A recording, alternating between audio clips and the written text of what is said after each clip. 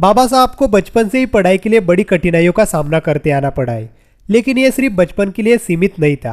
जैसे जैसे उनकी आयु बढ़ती गई और वे पढ़ाई में आगे बढ़ते रहे, वैसे ही कठिनाइयाँ और भी बढ़ती गई, लेकिन फिर भी बाबा साहब ने हार नहीं मानी।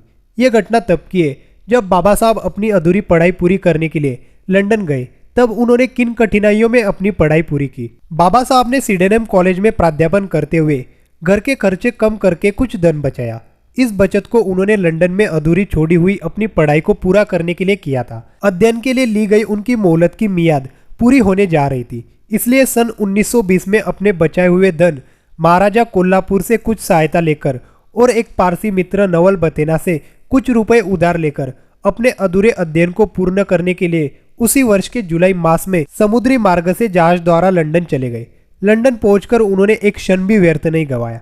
वे जल्दी से जल्दी अपने अध्ययन को पूरा करना चाहते थे, क्योंकि उन्हें अपनी आर्थिक स्थिति का भी आभास था। वे सवेरे 8 बजे से लंच के समय तक पुस्तकालय में जाकर सतत अध्ययन करते और आवश्यक नोट लिखते। लंच में चाय और बिस्कुट ही लेते थे। रात के समय वे तभी लाइब्रेरी से उठते जबकि लाइब्रेरियन उनके पास आकर समय की सूचना देता।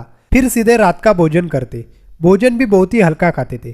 खाना खाने के लिए जाते समय और वहां से लौटते हुए वे पुरानी किताबों की दुकान पर भी जाते थे।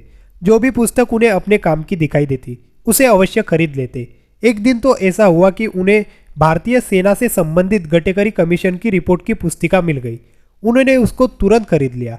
दुकानदार को किताब का मूल्य चुकाकर होटल पहुंचे।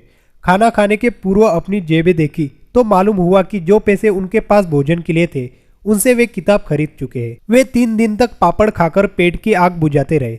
इस पुस्तिका को पाकर वे इतने आनंदित हुए कि इसी आधार पर बरतानिया सरकार से पत्र व्यवहार करके मार बटालियन को पुनर्जीवित किया। ये उनकी प्रथम महान विजय थी। बाबा साहेब अपनी परीक्षाओं की पूरी तैयारी करते थे।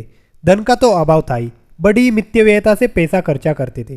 किताबें खरीद लेने के कारण उन्हें आधे पेट खाकर ही गुजारा करना पड़ता था। आधे पेट रहकर अध्ययन करना उन्हें अच्छा लगा, लेकिन किसी के सामने उन्होंने हाथ नहीं फैलाया। उस समय उनकी आर्थिक परिस्थिति कैसी थी उसका आभास उस पत्र से मिलता है जो उन्होंने अपनी पत्नी रमाबाई आम्बेडकर को मुंबई के पते पर 25 नवंबर 1920 को लिखा था।